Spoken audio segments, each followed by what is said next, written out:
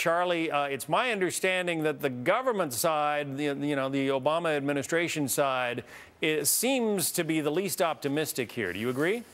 Oh, my goodness. I don't remember a time in all the years watching the Supreme Court and watching politics around here where one side has run out of the building like with their hair on fire, terrified about what was going to happen to their to the signature piece of legislation. And, so many people are talking about what the conservative justices were asking yesterday, in particular about the individual mandate.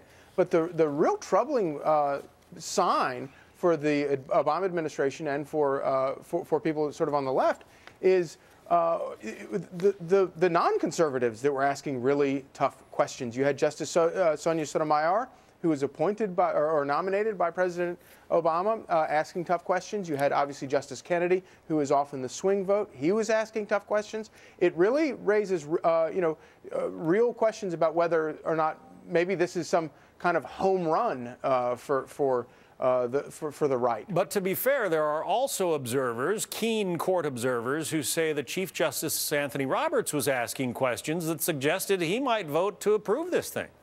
Yeah, and that's an important, a very important point, John, because Chief Justice Roberts made it onto the bench by talking about humility in the Supreme Court, and that has been the biggest question going into this: is whether or not Justice Roberts would make the argument that, you know what, Congress has spoken, and maybe it was sort of through hook or crook and by the narrowest of margins, but they spoke, and it is not our right to smack them down and say they can't do this. But the fact that so many of his questions focused on sort of the larger question about limits to the federal government sort of suggests that maybe he might be leaning with the more conservative, in the conservative direction.